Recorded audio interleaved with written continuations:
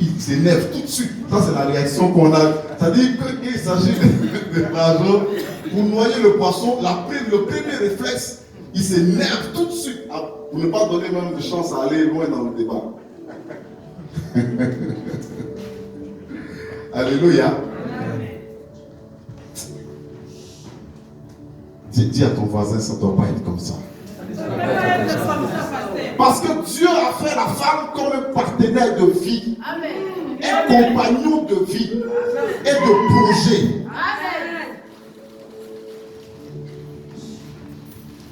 En réalité, Dieu a mis la femme à côté pour que ce qui échappe à l'homme, elle puisse le saisir.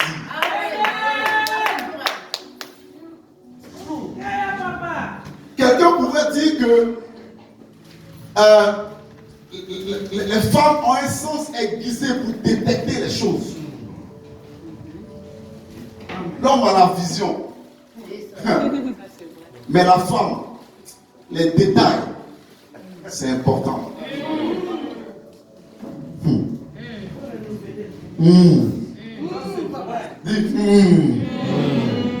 Souvent, il ne faut pas juger ce que tu ne comprends pas. Alléluia. Il faut juste prendre ça comme ça et prier du Seigneur.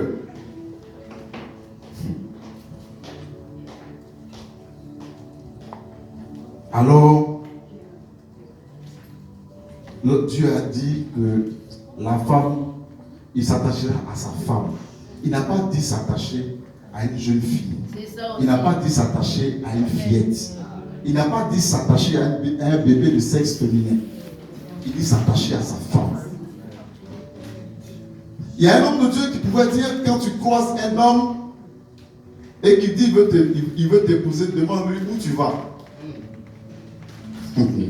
C'est une question essentielle. Quelle est ta vision? Pourquoi je dois t'accompagner? Et où on va? Ça, c'est très important. Parce que aujourd'hui, malheureusement, on va dire l'amour, on va manger l'amour et boire de l'eau. Et puis 20 ans, vous n'allez rien réaliser. Et vous allez accuser les sorciers. Ah, les chrétiens, souvent, on est champions dans ça. On attaque le diable jusqu'à... Le diable même fait pitié. Je suis sûr qu'il y a des sujets pour lesquels le diable même se présente devant Dieu et dit, mais on m'accuse faussement. Et puis le Seigneur le réel, c'est toi qui as fait. C'est pas toi qui as créé le mal. Alléluia. Donc on t'attribue tout ce qui est mauvais. Alors, Dieu dit que l'homme s'attachera à sa femme. Sa femme, aujourd'hui, Ève d'avant et Ève d'aujourd'hui, il y a un tout petit changement, mais les fondamentaux restent identiques. Parce que Ève d'avant, quand Dieu les a créés, il n'y avait pas de plaques chauffantes, il n'y avait pas de marmite, il n'y avait que des fruits autour. Il n'y avait que des fruits autour. Et une petite parenthèse, Dieu seul sait pourquoi, quand il a créé, avant qu'il crée l'homme, il a mis des fruits autour. C'est essentiel pour la santé. Je voudrais encourager quelqu'un, si tu ne mangeais pas de fruits, pardon, il faut ajouter ça à ton menu. Alléluia. C'est important pour la santé. Et il y a un mystère dedans. Si vous remarquez bien, Dieu a créé tous les arbres fruitiers, mais chaque fruit a une saison. Et de sorte que, et justement, ce qui est intéressant, chaque fruit contient un contenu différent de l'autre. Ça veut dire quoi? Quand une saison arrive, tu emmagasines dans ton corps ce qui est produit là.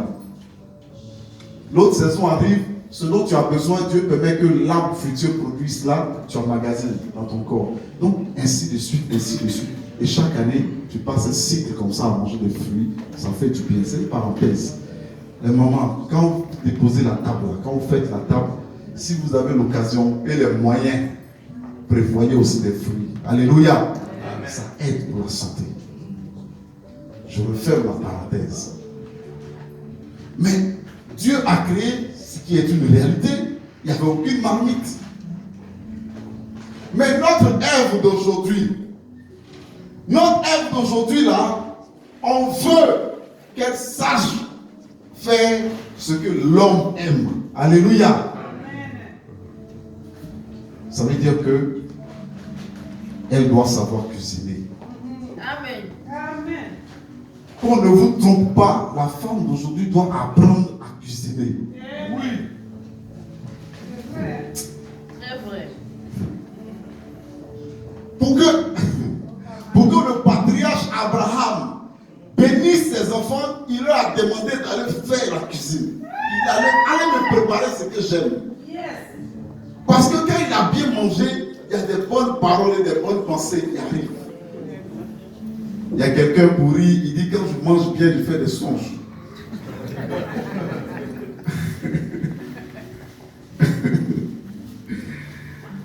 Alléluia. Amen. Alors, qu'est-ce que le Seigneur nous dit dans Éphésiens chapitre 5 que nous allons lire à partir du verset 22? Il dit ceci. Femmes, soyez soumises à vos maris comme au Seigneur. Premier point.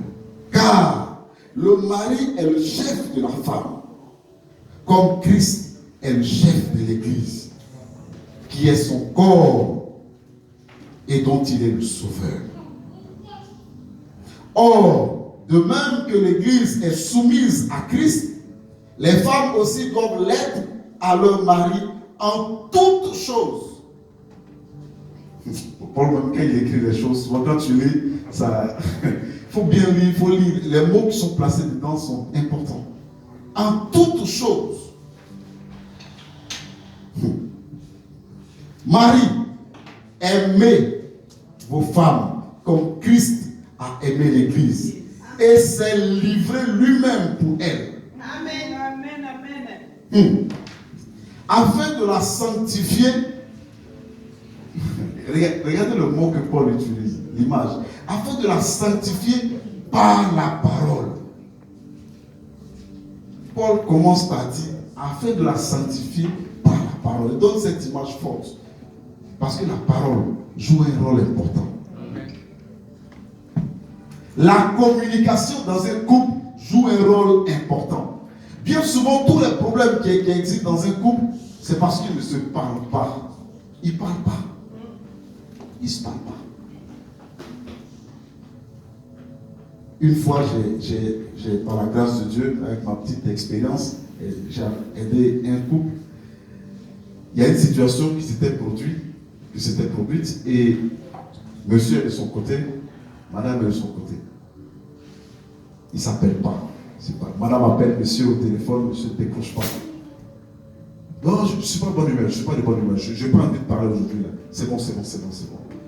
Alors j'ai dit, bon, j'ai dit au monsieur, je veux te voir. Madame aussi, je veux toi aussi te voir. Et j'ai rassemblé les deux. Voilà, avec la sagesse de Dieu, je leur ai dit, je vous mets dans ce local ici, là. Je vous enferme. Parlez, débrouillez-vous. Quand je vais revenir, vous allez trouver une solution. Mais, en fait, et j'ai initié le débat et puis je me suis levé, je suis quitté là. À mon retour, et ils ont débattu comme pas possible. Alors ils ont commencé à comprendre qu'en réalité, il y avait un manque de communication. Il y a un manque de communication. Ne faisons pas l'erreur. Même quand tu dis, vous savez, je ne sais pas si c'est comme ça aussi dans votre culture, mais chez moi en Afrique ou en Côte d'Ivoire, quand le monsieur dit, c'est bon, je te pardonne, c'est bon. Mais quand il dit comme ça veut dire qu'il a pardonné à moitié. Demain, il va te ressortir la même histoire. Alors, que faire pour résoudre ce genre de problème? Asseyez-vous et discutez du vrai problème. Qu'est-ce qui s'est passé? Comment tu as considéré la chose? Comment tu as compris? Qu'est-ce qui t'a heurté? Et une fois que vous avez échangé, vous allez ensemble trouver l'équilibre. Alléluia. Amen. Mais quand on dit, tu m'as blessé, pardon. Enfin, tu m'as blessé comment? Comment je t'ai blessé? Il faut que tu saches. Il faut que tu saches. Alléluia. Amen. Ah, la parole. La parole. Et l'homme et la femme doivent se parler. Ce n'est pas que dans un seul sens. Un couple où les gens sont monologues, c'est compliqué. Parce que si on retourne au texte de Genèse, Dieu dit plutôt, l'homme quittera son père et sa mère, s'attachera à sa femme et les deux deviendront une seule chair, non pas un seul esprit. Donc c'est une seule chair dans laquelle il y a deux esprits. Donc deux pensées, deux cultures, deux éducations différentes. Et l'exercice le plus difficile, c'est commencer donc à créer quelque chose de un. Parce que cela nécessite des sacrifices. De part et d'autre. Tu dois commencer à abandonner un certain nombre de choses. Un certain nombre de façons de voir les choses. Pour commencer à penser non pas je, mais penser nous. Alléluia. Amen. Et ça, c'est un exercice. Vous savez, quand le mariage est un processus. Le mariage est un processus. C'est un processus. Au début, vous vous dites oui. Je ne vais pas parler du début du process avant qu'on se connaisse, tout ça. Vous vous dites oui, vous allez vivre ensemble. Vous allez maintenant rentrer dans la phase qu'on appelle la découverte. Tu vas commencer à connaître l'autre. Et l'autre va commencer aussi à te connaître. Ça veut dire que elle va probablement découvrir un certain nombre de choses qui peuvent ne pas forcément lui plaire. Mais il ne faut pas indexer l'autre. Alléluia. Il faut utiliser la sagesse. Il faut utiliser la communication. Et il faut avoir la douceur dans le langage pour résoudre ces problèmes-là.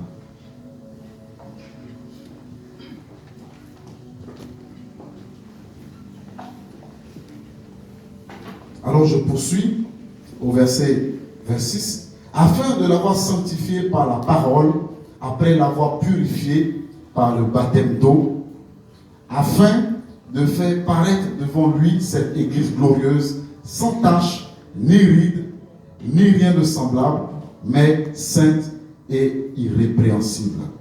Bon, il y a une chose ici, quand je regarde, Paul il a parlé, c'est vraiment assez profond, il a dit ni ride, mais bon, est-ce que qui ne va pas vieillir? Alléluia. Paul il a dit ni ride. Il n'y a que Christ qui est capable de faire ces choses. Alléluia. Il n'y a que Jésus seul qui est capable de rendre un homme, il va vieillir et puis il n'y a pas de ride. Et puis il est toujours nickel comme au début. Alléluia. Amen. Je prie que nous tous aussi, nous vieillissons et tout en conservant notre beauté. Amen. Amen. C'est ce que Paul voulait dire. Parce que souvent les rides là, vraiment quand on te voit, on dit il a de la bouteille. Hein. Comme on le dit, on est en France, donc j'utilise des termes ici, on dit vraiment il a vécu. Hein.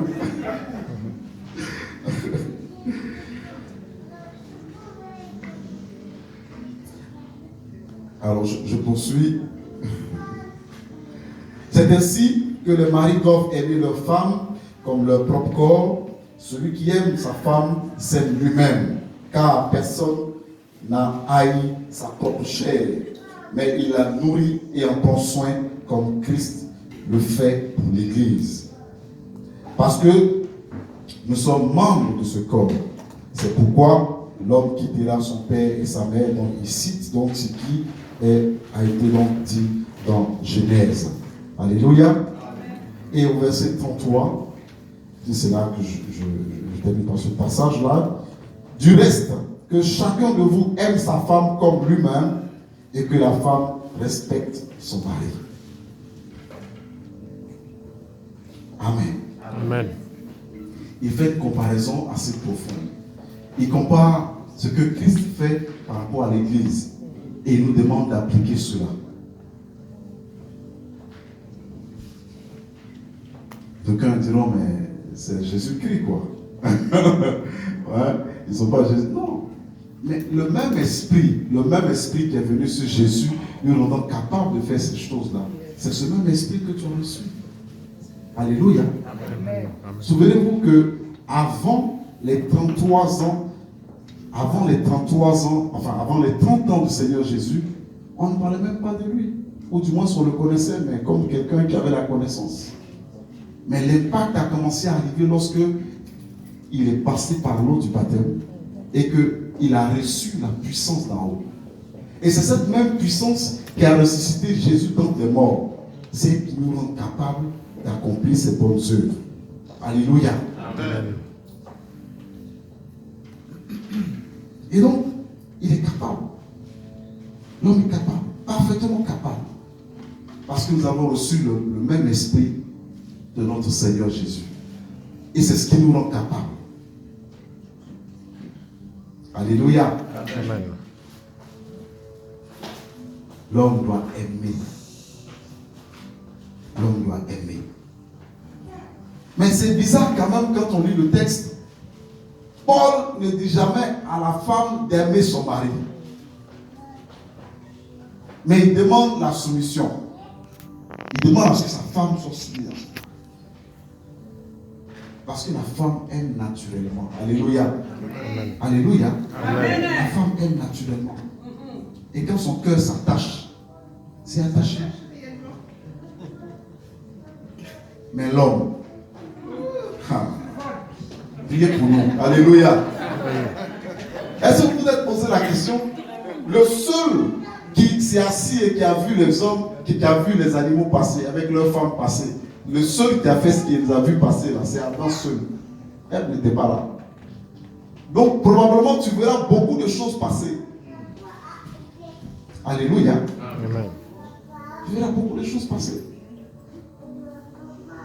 Donc ces animaux, c'est peut-être l'image des êtres que Dieu faisait passer comme ça. Il a regardé, il dit non, crois. Oh, non, non, c'est la vie, je valide. Alléluia. Amen. Priez pour les hommes. Alléluia. Amen. Les mamans, priez pour nous. Amen. Arrêtez de nous juger, c'est un combat. Tout ce qui arrive là, tout ce que Paul, tout ce que... si vous remarquez bien, si vous remarquez avec moi, la seule personne qui a donné le nom à chaque chose, c'est Adam. Donc tout ce qu'il voit, il a envie de donner un nom. C'est un mystère, mes frères. Alléluia. Amen. Mais s'il est réellement transformé par Jésus-Christ, il saura discerner qu'est-ce qui est de Dieu et qu'est-ce qui n'est pas de Dieu. Parce que dans ce qui vient, il y a la séduction dedans. Alléluia. Il y a la séduction. Mais je prie Dieu qu'il nous donne de discerner. Alléluia. Je veux entendre bon amen des hommes. Alléluia. Amen. Que le Seigneur nous donne de discerner ce qui se présente devant nous. Et bien plus que nous ne donnons pas un nom à chaque chose qui va passer. Parce que quelqu'un pouvait dire, quand tu donnes un nom à une chose, tu la fais exister.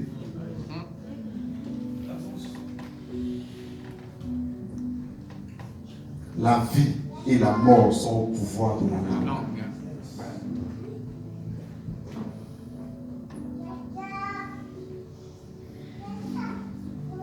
Il y a vraiment beaucoup de choses qu'on peut dire. Alléluia. Amen.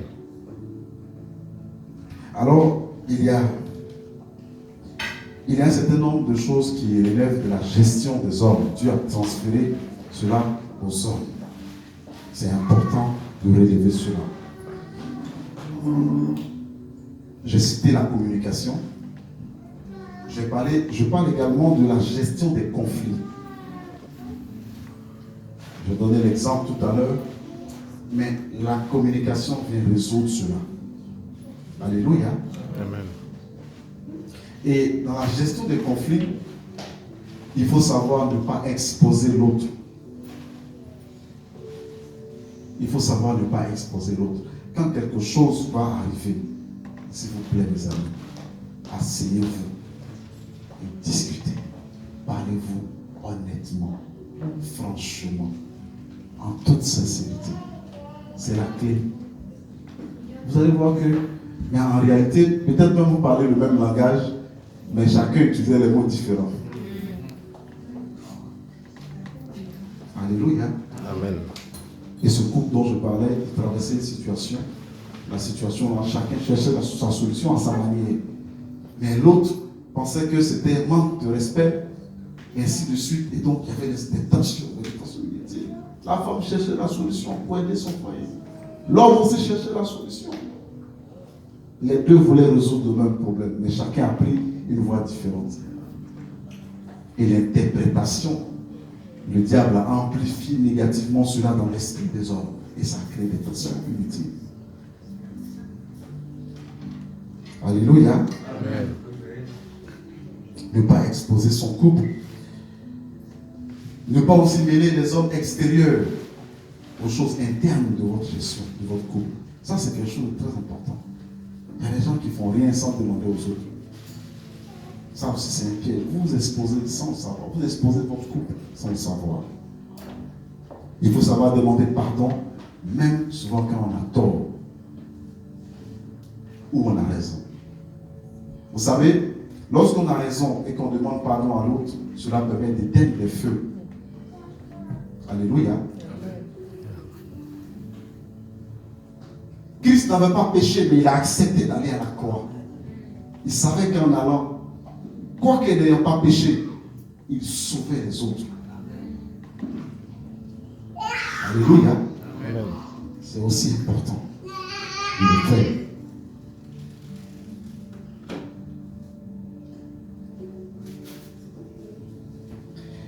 Et il y a aussi la gestion financière, comme je dis.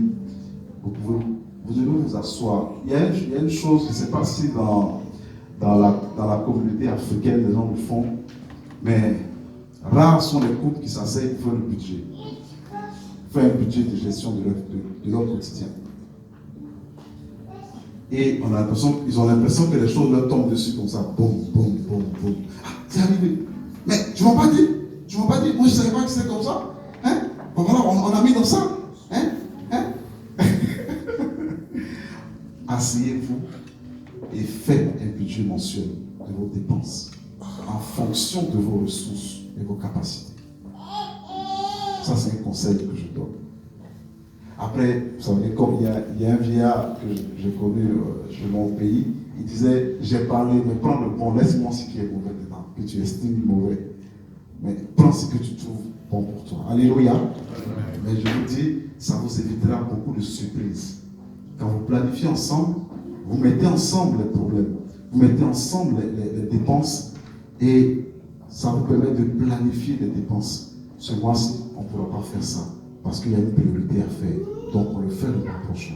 Ce mois prochain, il y a telle situation qu'on doit... Ah, attention, chérie, il y a telle chose. Ah. Et puis ainsi de suite. Ça vous permet d'éviter des pièges. Ça permet d'éviter beaucoup de pièges. Ça, je peux le dire en vérité, en vérité. Donc, la gestion financière, la gestion également des affaires des familles. Que vos affaires, vous arrivez à les gérer en interne. Si vous discutez, vous n'arrivez pas, mettez-vous à prier. Alléluia. C'est important. C'est important. C'est très important. Il y a des points que je ne vais pas aborder, mais il y a aussi la gestion des amis, des parents et connaissances. Vous savez, dans le jardin d'Éden, Dieu les a placés dans un jardin, mais le jardin dans lequel il les a placés, cette portion de terre était sous leur responsabilité. Il ne faut pas laisser n'importe quoi entrer. Alléluia. Ils ont laissé le serpent entrer. On sait ce qui s'est passé après. Alléluia. Alors il faut éviter. C'est à chacun de sécuriser à sa manière. Et donc la famille d'abord. c'est important. Parce que ce sur quoi Dieu va nous juger, c'est la famille. La famille. Malheureusement, on trouve des gens qui sont généreux dehors et durs sévères à la maison. Très généreux dehors. On appelle tonton gentil. Lui qui règle le problème des hommes. Mais à la maison, il a du mal à mettre les gens à l'aise. Il a du mal. Mais je prie que cela ne soit pas ton cas au nom de Jésus. Amen. Alléluia. Amen. Nous devons revoir nos priorités.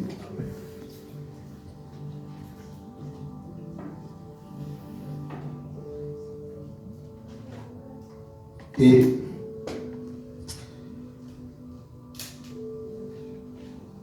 vous devez imposer le respect de vos amis. Vos amis doivent respecter votre couple.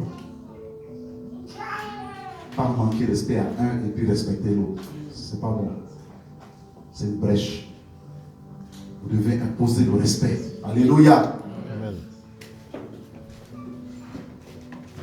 Ne permettez jamais à quelqu'un de vous respecter et manquer de respect à votre femme. C'est pas normal. Alors, il y a aussi un point que j'aimerais rapidement donner. Il y a la gestion des enfants. Ça, c'est quelque chose de très délicat. Je suis à l'école du dimanche, j'ai aussi des enfants, je sais de quoi il s'agit. La gestion des enfants, il faut faire attention. Ce qui est un sujet de bénédiction pour nous, le diable peut l'utiliser et ça peut être une source de conflit dans les couples, dans les foyers. C'est pourquoi, ce que je conseille, il faut que les deux parents s'accordent sur tout ce qu'ils doivent faire pour les enfants. Qu'ils s'accordent. Si vous ne vous accordez pas, ne le faites pas, de sorte à ne pas frustrer l'un et l'autre. Accordez-vous, c'est important. Accordons-nous, c'est important. Alléluia. Amen. C'est important.